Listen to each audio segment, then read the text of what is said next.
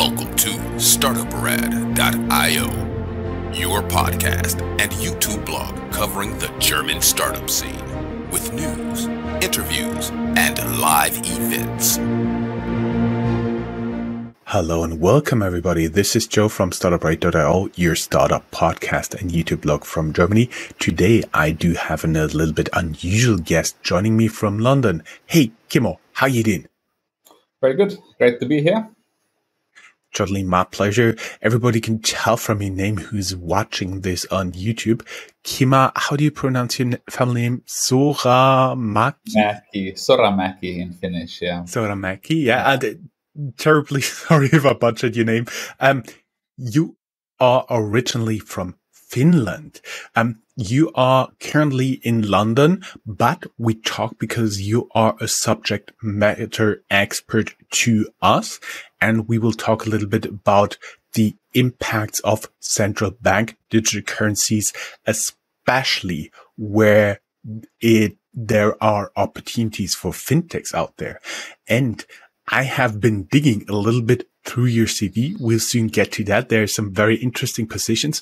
First, I would like to thank our sponsor today, Startuprad.io, the easiest and most efficient way to connect with investors and cooperation partners. And today's interview is also in cooperation with the Digital Euro Association, who actually hooked us up. Thanks to the guys there. Talking about digital euro, central banks and all that stuff. I have seen in your CV on LinkedIn, as always, we link it down here in the show notes, a lot of positions you usually don't see with startup founders. For example, I found Norges Bank, the central bank of Norway. For all the Americans, that's very up in Europe. Bank of England, European Central Bank. Very fascinating. The Federal Reserve Bank of New York, which is very important in the US Federal Reserve System because they implement the actual interest rate policy. And of course, the Bank of Finland. So tell us, what on earth did you do there? How did it lead to your startup? And why we're talking central bank digital currencies right now? Yeah, maybe I was a little bit of an entrepreneur in those central banks. So I started at the Bank of Finland, and the first task I was given was to build a simulator when Finland was joining the European Union, and the Finnish banks wanted to know what will happen to their liquidity and payments when they become part of the euro area and don't just circulate markka in Finland. And I think I maybe overdid it a little bit. Probably they were thinking of sort of an Excel spreadsheet, but I built a software to do the simulations. Too bad, because the very first thing, Kiba, when you said about I built a simulator, the very first thing I had in mind was a flight simulator. He was building a flight simulator in the central bank. No, dang it. Yeah, it was in a way similar. I built a software to do simulations of payment systems and how banks operate in those and what kind of mechanisms those have. And I was invited to the New York Fed and the Bank of Japan to do simulations about their systems after a couple of publications. So that, I think, took me on this sort of a simulation path. It was always something that I was interested in. From there, I went to the European Central Bank. I was during the euro change over there. Mostly overseeing payment systems again. At that point of time, I also doing e-money, and I always told my friends, and I'm working in payments, and it was very unsexy. So why do you do such a boring topic? And now with these fintechs and crypto, it's become one of the most exciting places to be. But I was there when it was very boring in other people's minds. From there, I went to New York Fed's research department. And there I really encountered the literature on network science and network theory. And I said, hey, this is a great way to understand how money moves within the economy, within the banking system. And we did some research on that. And that caught the eye of the national laboratories in the US. And we started to build software again together now on simulating attacks on critical infrastructures. So this was at the back of the 9/11 terrorist attacks. And then my plan was I would assume your focus would have been more like attacks on central payment processors Exactly. like in So the US or something like this. after the 9/11 terrorist attacks, I think there was a lot of worries that maybe the next attack will be on different critical infrastructures. They could be banking systems, payment systems, road networks, bridges. So we were building models and simulation models on how these attacks on these payment systems would play out, and how would we be able to protect the payment systems from attacks. Now it's of course very relevant with all these cyber attacks against the infrastructures, and with war in Ukraine going on as well. So that sort of took the other side of when first it was about making the systems better. This was about how can we disrupt them, or how can they be disrupted by others, and seeing sort of resilience about the infrastructure. So, and my plan was they planned to put that software into open source, but they never got around it. So then I decided that I'm just gonna start building from scratch something similar. And that was in a way the birth of the FNA software that we have today. And now you have to solve a big riddle for me. What does FNA mean? I cannot find it on your website. Yes, it's so funny. We work with a lot of other like 3-letter acronym organizations. So most of our clients have also 3 or 4-letter acronyms, like ECB or IMF. But FNA means is financial network analytics. So that was the root of what we went out to do, is to build a platform for understanding these complex financial networks, map the financial networks, and then do simulations how to make those systems more efficient, or to do stress testing on them. So, first, a little smile here, because when you said, a lot of our clients have been using 3-letter acronyms, I was wondering, did he seriously consider to name his company TLA, 3-letter acronym? A generic company. Set that aside, my understanding is right now you are doing simulations, meaning not the very small ones, but the very big ones. You generate maps of how money is flowing. And that's why we are talking today here, because we will be talking a little bit about the potential impact of central bank digital currencies. You're always way ahead of the curve here with us. When do you believe seriously that the European Central Bank and or the Federal Reserve will have real central bank digital currencies, CBDCs? I think it's 4 to 5 years down the road. Yeah, really applicable, usable. Probably sounds right. Maybe just go back, because when people speak about CBDCs, there are so many different varieties and ideas what a CBDC is. So for me, central bank digital currency is there can be 2 versions of it. There can be something that is used by normal people, like they do cash today, which is something that is issued by the central bank. But there can also be wholesale central bank digital currencies, which is let's say the banks that would exchange with each other. And I think the more interesting part is the what is called the retail CBDC, so which is a cash-like payment instrument that is in a digital form. So instead of giving someone banknotes, I would be able to tap my phone or transfer you some central bank tokens that central bank issued tokens that are digital. And I think they'll come. I think so. When I was at the European Central Bank and the Bank of Finland, maybe 20 years ago, the thinking was always that central banks won't issue digital currency because there is this risk that if the system gets compromised, then we lose all money. Like we can't trust the money, and it was too important of a topic to be lost. Because without money, we are quite handicapped in all economic activity. Every economic activity needs a payment.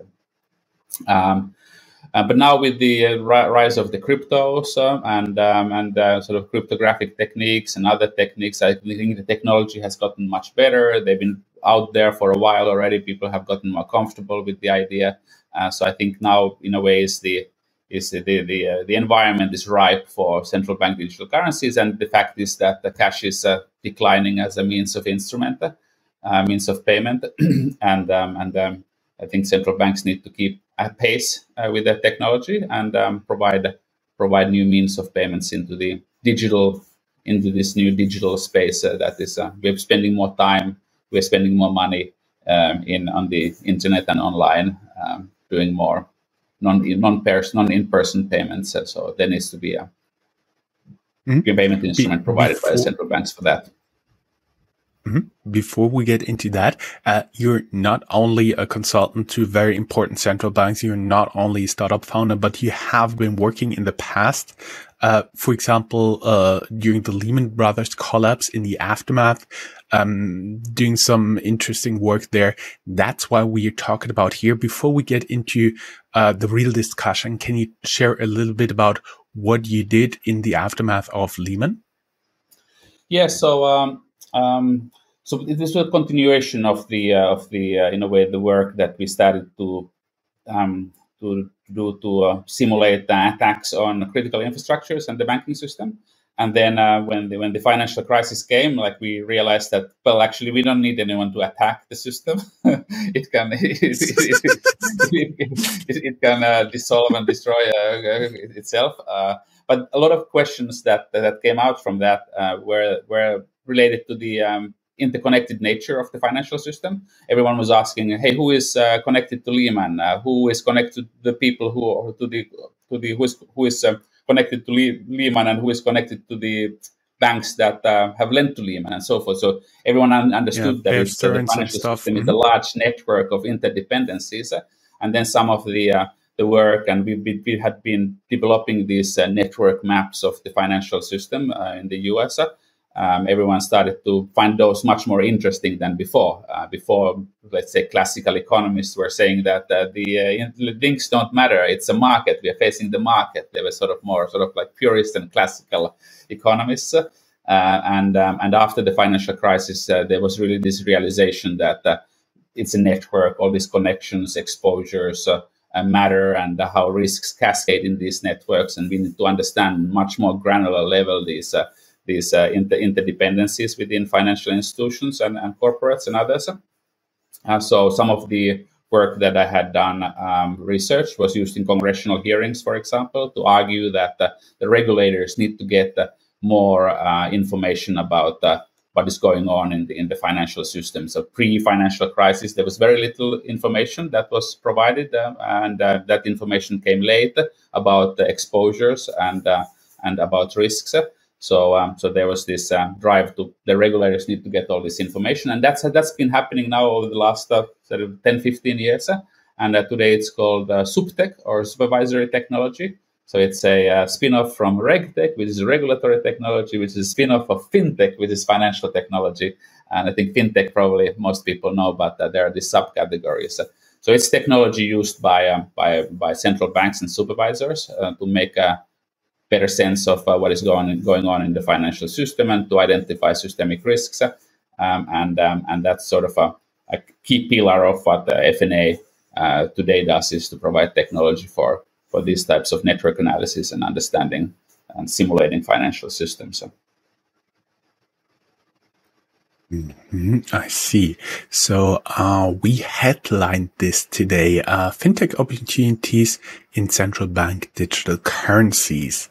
Let us talk a little bit about the potential impact of CBDCs.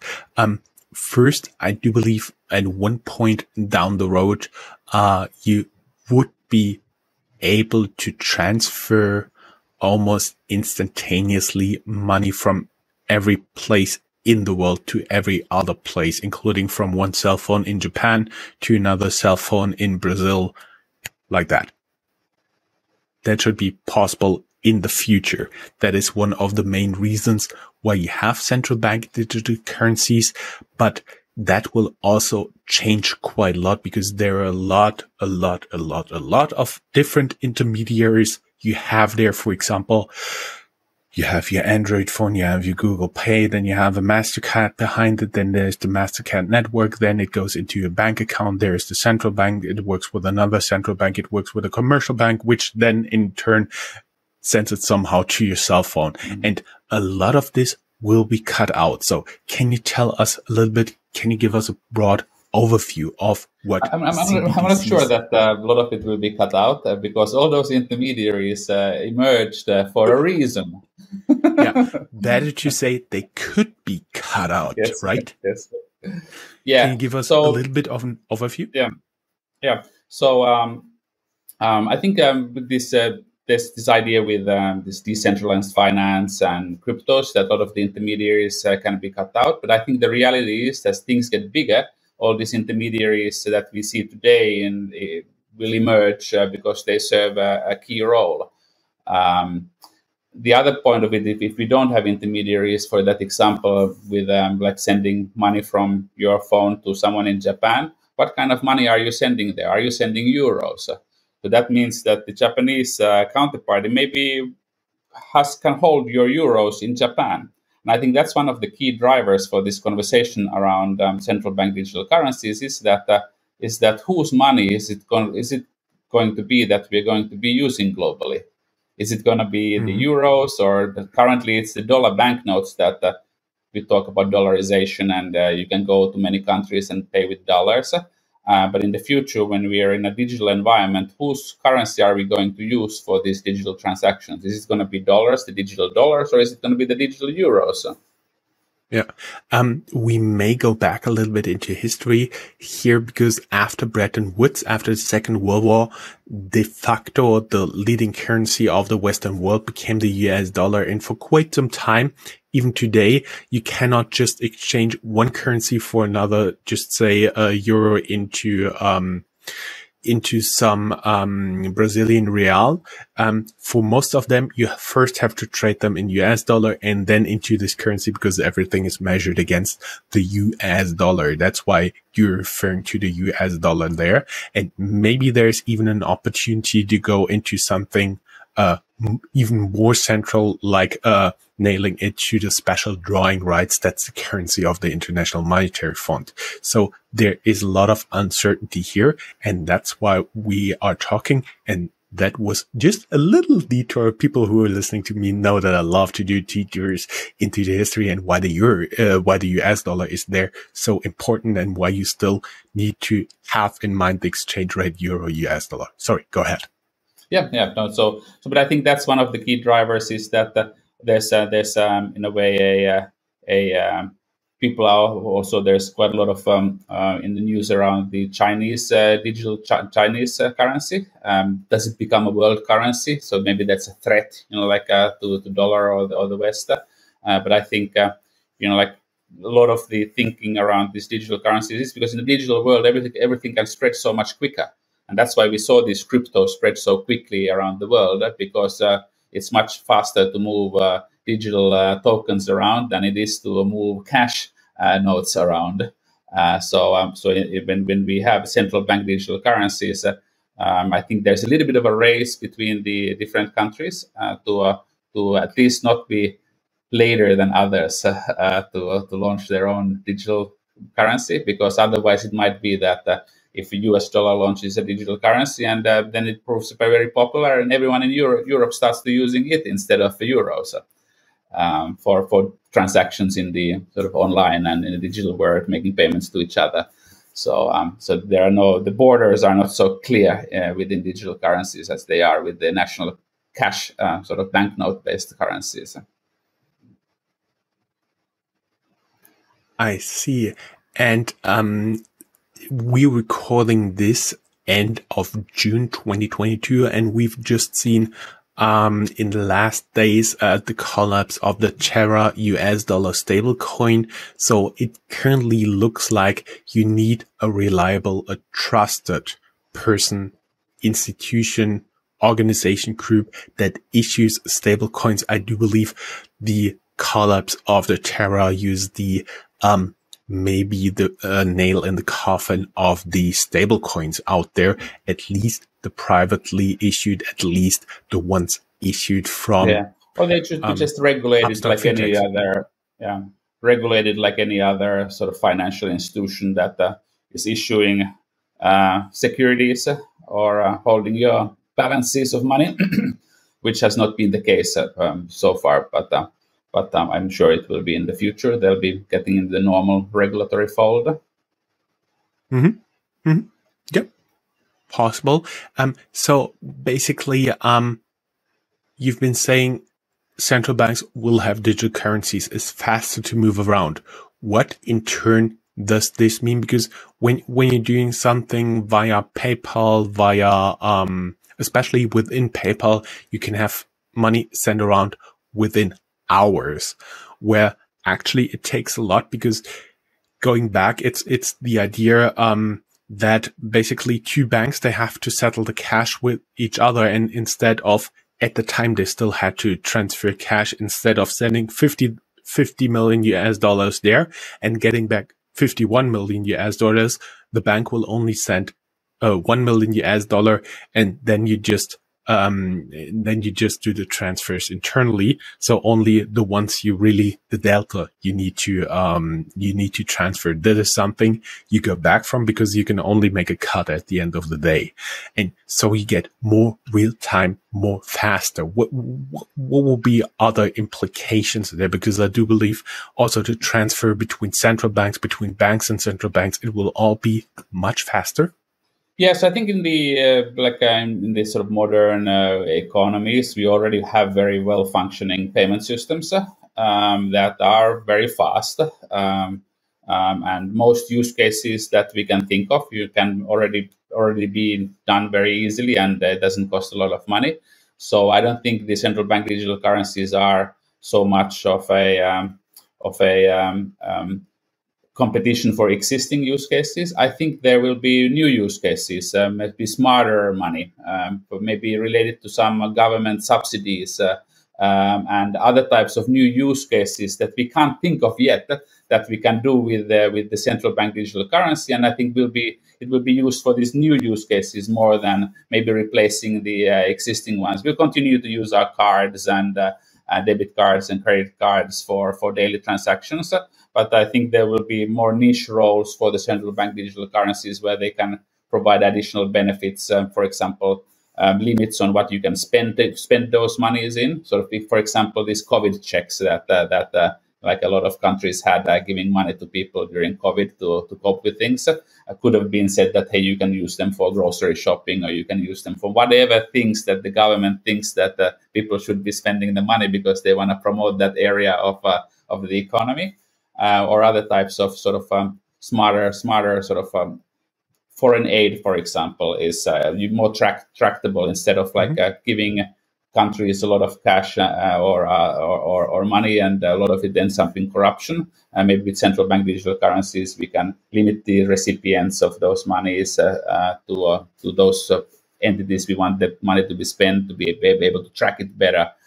So I think there's quite a number of new use cases that will be interesting for the central bank digital currencies, and we shouldn't think that it's going to compete with the day-to-day things that we already find very comfortable and are very cheap. I actually just felt the moment when you said you can limit on what, when, and how you spend central bank digital currency. I felt the moment when some libertarians who are embracing digital currency because it frees you from the state oversight. That was the moment they were very close to a stroke, when they realized, oh, you can abuse crypto in that way, making the euro only spendable on necessary stuff. For example, even social payments, limit them on what you can do with them. Maybe forbid online gambling. Yeah.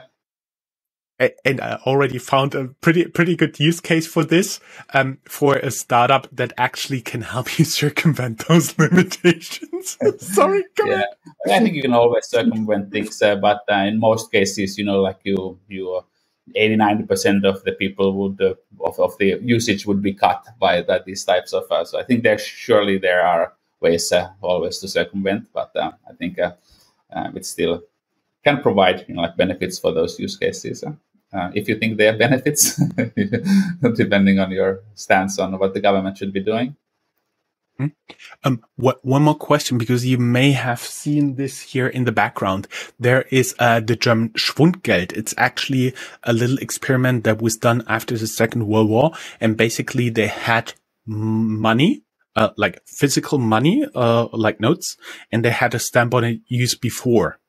And is this also something you could do with central bank currency? Because there are several things you can do to jumpstart an economy. One of them is just giving it more money, and the other one is to increase the circulation of it and say, guys, you need to spend this within a year, otherwise, poof. Yes, of course, we have a couple of central bank digital currencies out there, like in the smaller sort of like economies, but we don't have one yet here. So we can only imagine what sort of like it could have. But I think it's also already providing a lot of thinking for innovation, like what kind of uses it or limits or what kind of features it could have. And that's one of the of course, like is this use by data. So what we've done is we've built a simulator for the central bank digital currencies, where you can test all sorts of different features and configurations and limits on usage. Can I use it for person-to-person payments? Once a business receives it, can it pay other businesses? Can it pay its employees every day? Give them a little bit central bank digital currency instead of a monthly payment per bank transfer. What kind of uses will this central bank digital currency have? Are there going to be caps? I can only hold 3,000 because maybe the feature of the central bank digital currency is that it's actually on my wallet. So if I lose my wallet, I lose the money. Or how does it work? Do I need to actually bring those tokens into storage at the bank?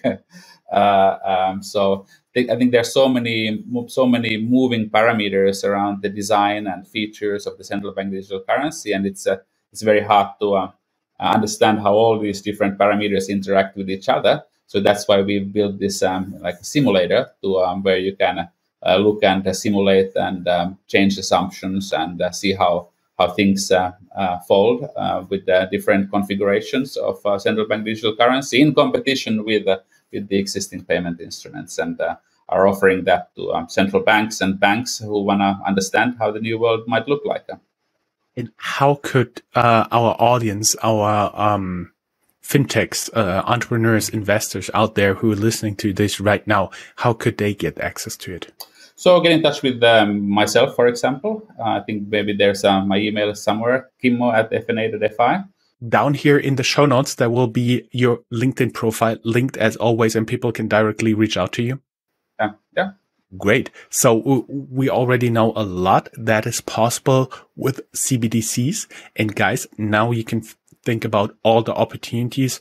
Yes, of course, the most obvious way is to circumvent the limitations you can put into your central bank digital currency. But I totally do believe you can do more with that.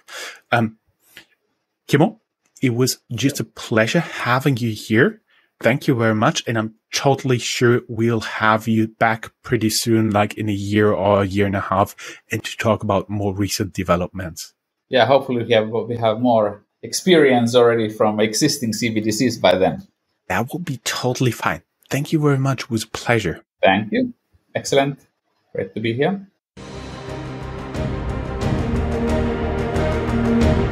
That's all, folks. Find more news, streams, events, and interviews at www.startuprad.io. Remember, sharing is caring.